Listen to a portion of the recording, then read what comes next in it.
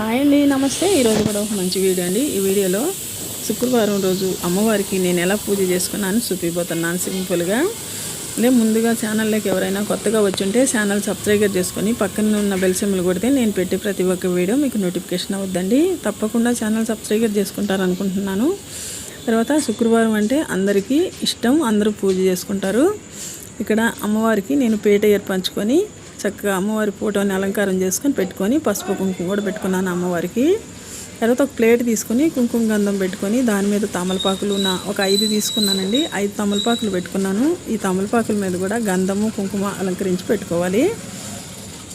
ఇలా పెట్టుకోవడం వల్ల చాలా బాగుంటుందండి. అసలు అమ్మవారి పూజ అంటేనే శుక్రవారం రోజు చాలా అందంగా అనిపిస్తుంది. ఇల్లంతా కూడా చాలా కలగా ఉంటుంది. మనం రోజు చేసే పూజ కన్నా శుక్రవారం చేసే పూజ అనేది చాలా బాగుంటుంది.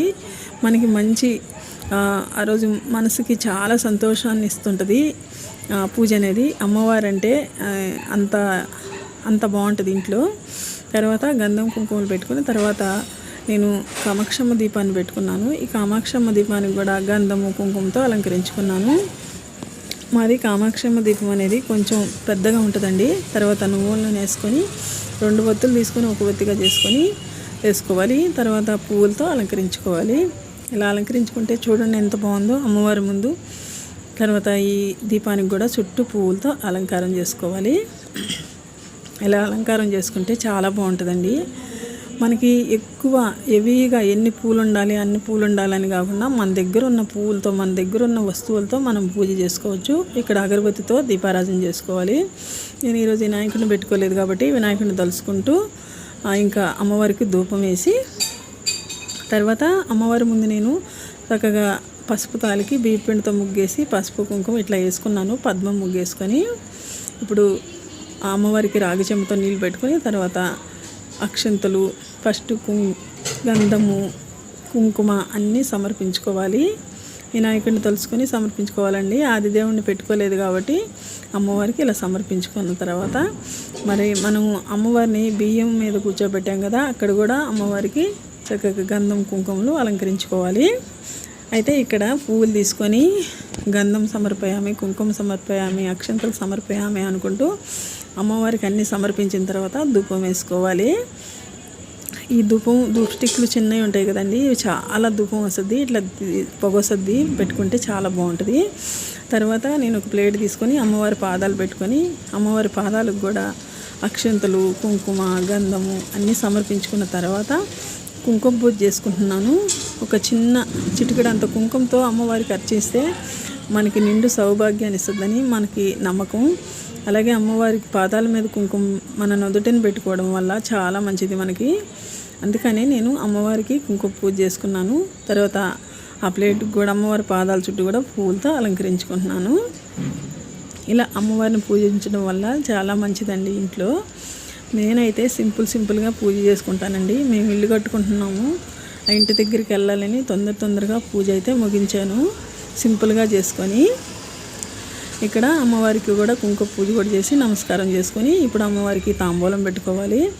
ఆకు వక్క పళ్ళు పూలు తాంబూలం పెట్టి నివేదన చేసుకోవాలి.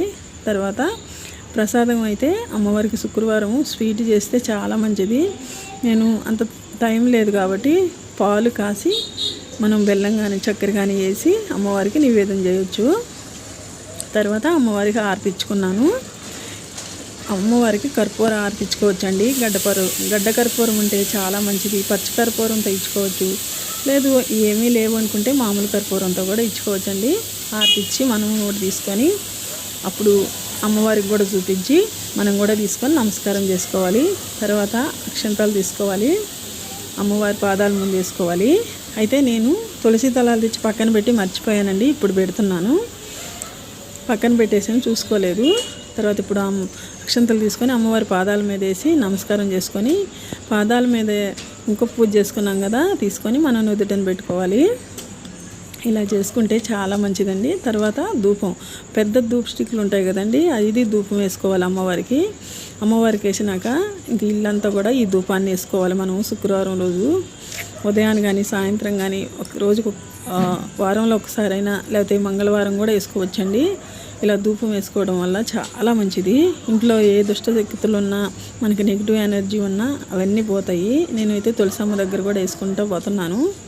ఇలా వంటింట్లో కానీ, బెడ్రూమ్లో కానీ, ఇలా అంతా అన్ని 4 మూలలకి ఈ ధూపం అనేది పోవాలి. చాలా చాలా మంచిదండి. ఇట్లా వేసుకుంటే శుక్రవారం కానీ, మంగళవారం కానీ వేసుకోవచ్చు, లేదా 2 రోజులు కానీ వేసుకోవచ్చు వారంలో. నేనైతే శుక్రవారం రోజు వేస్తున్నాను. ఇదేనండి ఈరోజు వీడియో. మీకు అందరికీ నచ్చద్దు అనుకుంటున్నాను. నచ్చితే కానీ లైక్ చేయండి, షేర్ చేయండి, తప్పకుండా సబ్స్క్రైబ్ చేసుకోండి. నా వీడియో ఎలా ఉందో కామెంట్ చేయండి. అయితే ఇక నుంచి రోజు వీడియో పెడతానండి. మా ఇంటి వీడియో కూడా పెడతాను చూడండి. చిన్న ప్లేస్లో పెద్ద ఇల్లు కడుతున్నాం.